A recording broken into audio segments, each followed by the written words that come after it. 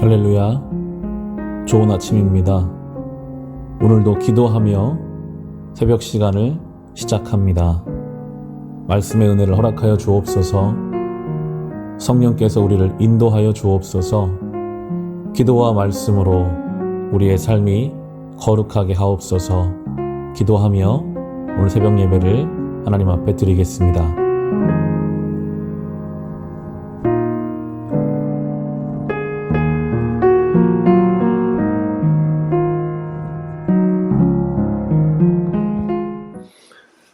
오늘 우리가 함께 나눌 말씀은 시편 145편 3절 여호와는 이다하시니 크게 찬양할 것이라 그의 이다하심을 측량하지 못하리로다. 안녕하세요. 세종 빛과 소금 교회 성도 여러분, 저는 캄보디아에서 사역하고 있는 문갈래 선교사입니다. 저는 지금 한국에서 안식월을 보내는 중인데 이렇게 영상으로 뵙게 돼서 반갑습니다. 오늘은 제가 사역지에서 만났던 하나님 이야기를 나누며 함께 은혜가 되었으면 좋겠습니다. 라따나길에서 제가 만난 하나님은 높고 위대하신 하나님입니다. 여기서 라따나길이는 제가 사는 동네의 이름입니다. 제가 사역하고 있는 가촉 부족은 캄보디아의 동북부 지역인 베트남 국경선 근처에 살고 있습니다. 여러분 혹시 애니미즘이라는 영어 단어를 들어보셨나요? 애니미즘은 자연의 모든 것, 예를 들어 동물이나 식물, 바위, 나무, 강, 바람, 태양, 달, 심지어 무생물까지 이 모든 곳에 영혼이나 정신이 깃들어 있다고 믿는 것입니다. 특정 장소에 머물고 있는 영혼인 정령이나 신령을 숭배하는 신앙 형태로 나타납니다. 죽은 조상이나 조상의 영이나 그 정령들이 살아있는 사람들에게 영향을 미친다고 믿습니다. 그래서 애니미즘 사회의 사람들은 주술적 행위와 제사를 통해 영혼들과 교류하며 도움을 받거나 문제를 해결하려고 합니다. 애니미즘은 우리 한국 사람에게 그리 낯설지는 않습니다. 시골에서 자란 저는 어릴 때 마을에 산당이 있는 것을 보고 자랐고, 그래서 어릴 때는 밤에 무덤이나 산당을 지나가는 것을 아주 두려워했습니다. 오늘날에도 TV 드라마나 영화를 봐도 여전히 한국인의 의식 속에도 애니미즘은 남아있는 것으로 보입니다. 구약 성경에도 애니미즘적 신앙에 대해 기록하고 있습니다. 자연에 영혼이 있다고 믿거나 특정한 물체를 숭배하는 신앙에 대해 하나님께서 이를 금하시는 장면들이 있습니다. 레위기 19장 32절 말씀, 너희는 신접한 자와 박수를 믿지 말며 그들을 추종하여 스스로 더럽히지 말라. 나는 너희 하나님 여호와이니라. 신명기 18장 10절 12절 말씀, 그의 아들이나 딸을 불 가운데로 지나가게 하는 자나 점쟁이나 기륭을 말하는 자나 요술하는 자나 무당이나 초혼자나 신접자나 박수를 행하는 자나 죽은 자에게 묻는 자를 너희 가운데서 용납하지 말라. 열왕기와 23장 5절 말씀, 왕이 전에 유다 왕들이 세워서 유다 여러 성읍과 예루살렘 사방에 분향하며 바알과 해와 달과 별과 하늘의 모든 일월 성신에게 분향하는 자들을 패하며 태양, 달, 별을 숭배하는 행위가 애니미즘적 세계관과 연결이 됩니다. 가쪽 사람들은, 제가 사역하고 있는 부족이 가쪽 사람들인데요. 가쪽 사람들은 애니미즘을 믿는 사람들입니다. 지금은 나무를 많이 베어냈지만 열대 지방에 엄청난 크기의 나무들 사이의 마을에 살던 이들은 자연 속에서 살아왔기 때문에 어쩌면 자연스러운 일입니다. 그들이 사는 집에도, 마을에도, 그들이 일하는 밭에도, 높은 산에도, 깊은 숲속에도 그 지역을 지키는 영들과 정령들이 있다고 믿습니다. 그래서 농사를 짓기 전에 그 땅의 영들에게 돼지나 닭을 잡아 바칩니다.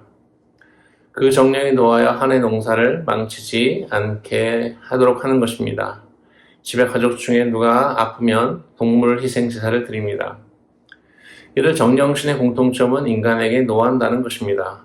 그래서 사람들은 그 신들이 노하지 않게 하기 위해 제사를 드리는 것입니다.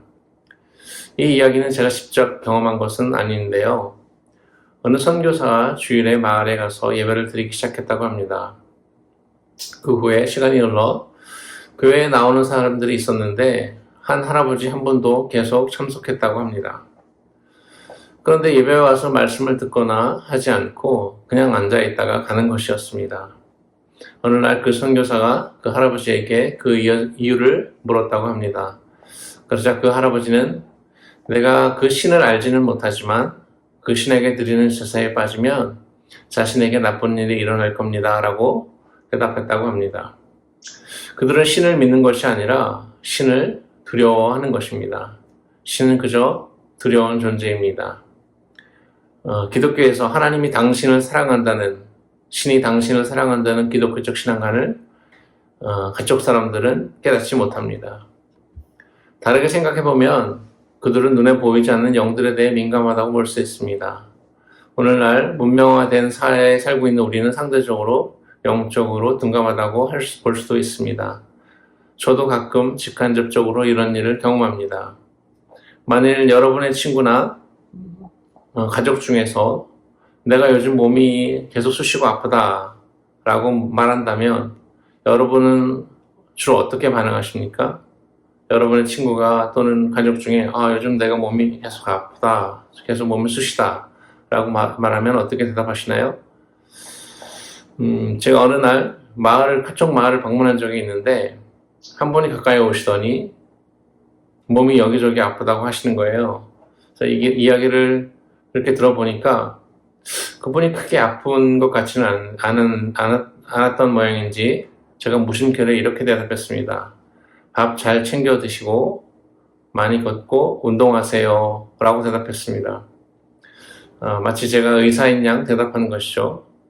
그러자 그분이 눈을 동그랗게 뜨고 저를 쳐다봤습니다. 제 대답을 들은 그분은 제 말을 어떻게 이해했을까요? 저도 나중에 알게 된 사실이지만 그가 아프다고 말했다는 것은 아마도 그가 아픈 것이 다른 뭔가 잘못된 일이 있는 것이 아닌가 제게 묻는 것이었습니다. 제가 외국에서 와서일지도 모르지만 저를 어떤 신령한 사람으로 생각해서 물어본 것이었죠. 그런데 집에 돌아오면서 이런 생각이 들었습니다. 내가 오늘 전혀 영적인 준비 태세를 갖추지 못한 채 마을에 갔구나. 하나님께서 이런 마음을 주셨어요. 그날 이후로 어떤 일로 마을을 방문한 일이 있으면 가기 전날부터 마음의 준비를 합니다. 병든 사람을 낫게 할 수 있는 일은 하나님께 온전히 맡기고 적어도 성령님께 민감함으로써 복음을 전하거나 그 사람을 위해서 기도할 수 있는 기회를 놓치지 말아야겠다고 생각했습니다. 어쩌면 이 일은 제가 모든 일을 무의식적으로 과학적인 세계관으로 해석하고 있음을 깨닫게 되는 계기였습니다. 여러분들은 어떤 찬양을 가장 좋아하시나요? 한국 분들은 여러 종류의 찬양을 좋아하실 수 있는데 제가 가척교회에 갈 때마다 듣는 노래가 있습니다. 찬양이 있습니다. 보통 한국에 있는 교회들이 그러시면은 임내송처럼 예배의 주제곡 같은 노래입니다. 그 찬양은 바로 주 하나님 지으신 모든 세계 라는 찬송입니다. 보통 우리 한국 교회에서는 야외 예배를 가면 이 찬양을 종종 부르곤 하는데 이 노래의 가사가 이렇습니다. 주 하나님 지으신 모든 세계 내 마음에 그려볼 때 하늘의 별 울려 퍼지는 내성 주님의 권능 우주에 찾네. 주님의 높고 위대하심을 내 영혼이 찬양하네. 주님의 높고 위대하심을 내 영혼이 찬양하네. 2절 숲속이나 험한 산 골짜기에서 지저귀는 저 새소리들과 고요하게 흐르는 신음물은 주님의 솜씨 노래하도다. 주님의 높고 위대하심을 내 영혼이 찬양하네. 주님의 높고 위대하심을 내 영혼이 찬양하네. 3절 주 하나님 독생자 아낌없이 우리를 위해 보내주셨네. 십자가에 피 흘려 죽으신 주 내 모든 죄를 대속하셨네. 주님의 높고 위대하심을 내 영혼이 찬양하네. 주님의 높고 위대하심을 내 영혼이 찬양하네. 4절 주 예수 세상에 다시 올 때 저 천국으로 날 인도하리. 나 겸손히 엎드려 경배하며 영원히 주를 찬양하리라. 주님의 높고 위대하심을 내 영혼이 찬양하네. 주님의 높고 위대하심을 내 영혼이 찬양하네. 가족 교회들에게 이 찬양은 그들의 신앙 고백이요 믿음의 본질과도 같습니다. 자연 속에서 살아온 그들은 그래서 자연의 힘을 누구보다 잘 알고 있습니다. 그들은 자연의 무시무시한 힘과 현상들이 그곳에 살고 있는 정령신의 힘 때문이라고 생각했습니다. 하지만 그 자연 만물과 이 땅의 모든 것을 창조하신 분이 하나님이시라는 것을 알고 믿게 되었을 때 이 찬양은 가족 사람들에게 특별한 의미가 있는 찬양이 되었습니다. 동물을 잡아 정령신들에게 희생제사를 드리는 그쪽 사람들은 피 흘림의 의미를 잘 알고 있습니다.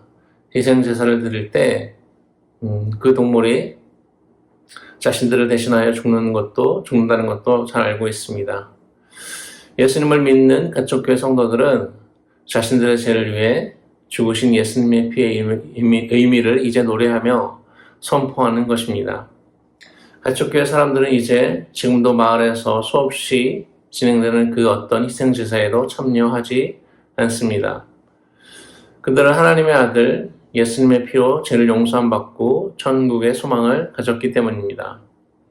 가족교회들은 이 찬양을 부르며 자신들의 믿음을 선포하며 하나님께 예배를 드리는 것입니다.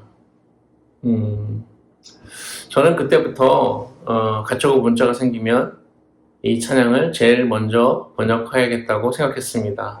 그리고 실제로 가초고 문자가 완성되었을 때 가장 먼저 번역한 찬양이 바로 이 노래였습니다. 주 하나님 지으신 모든 세계. 작년에 가축교회 한 목사님의 아들이 태국에서 일을 하다가 건물에서 떨어져서 머리를 크게 다친 적이 있었습니다. 그때 제가 그 목사님과 그 형제의 누나를 데리고 푸놈펜에 모시고 간 적이 있습니다. 태국에 있는 아들과 오빠를 보러 가는 길이었죠. 10시간이 넘게 걸리는 그때 그 차 안에서 그 목사님이 계속 이 찬양을 부르는 소리를 들을 수 있었습니다. 아들을 잃을지 모른다는 두려움 속에 있을 때 이 노래를 부른 것이었습니다. 제가 나타났길에서 만난 하나님은 크고 위대하신 하나님이십니다. 가족교회는 기타도 노래도 마이크도 피아노도 전기도 없이 그저 목소리로만 찬양을 부릅니다. 가축 부족은 캄보디아에서도 아주 작고 가난한 소수부족입니다. 하지만 그곳에서 만난 하나님은 동일하게 그들을 사랑하시고 그들의 진심 어린 찬송을 정말로 기뻐 받으시는 분이셨습니다. 그들의 언어가 50년 뒤 또는 100년 뒤 사라질지도 모르지만 가축말로 부른 그들의 찬양을 받으시는 아주 크고 멋지신 하나님을 만났습니다. 그것이 제게는 참으로 큰 감동이었습니다. 우리 하나님은 바로 그런 분이십니다. 이 땅의 모든 것을 창조하시고 어느 것 하나 소홀함이 없으신 크고 위대하신 하나님이십니다. 제가 이 가족 찬양을 한번 불러봐 드리겠습니다. Ô béo quốc tài Hoàng ai chắc chắn krang mù cha Linh kni lên co Quốc tài tao một tội na Cha hoạt kiom tôn Thi hoạt mlang kna tra cha Ai nhu quốc tài Cha có đi kni lên co 不带着几年我带着毒液，飘我带母，我带母家。不带着几年我带着毒液，飘我带母。waktu muda. 네, 이제 한국에서 2달 정도 지금 더 있을 예정이고요. 이제 10월 1일 날 다시 캄보디아로 돌아갑니다. 그래서 남은 한국에서의 시간, 건강하게 잘 지낼 수 있도록, 그리고, 뭐, 동역자, 또 동역교회 방문할 기회가 있을 때, 또 제 사역을 잘 나누고 은혜가 될 수 있는 시간이 되도록 기도해 주시고, 또 이제 캄보디아로 잘 들어가서 또 맡기신 사역을 잘 감당할 수 있도록 늘 기도해 주시면 좋겠습니다. 감사합니다. 주신 말씀을 가지고 개인의 기도 제목을 가지고 교회를 위해서, 믿지 않는 가족과 친지들을 위해서, 아픈 환우들을 위해서, 나라 민족을 위해서, 또 선교지를 위해서 주시는 마음에 따라 함께 기도하며 오늘 예배를 마치겠습니다.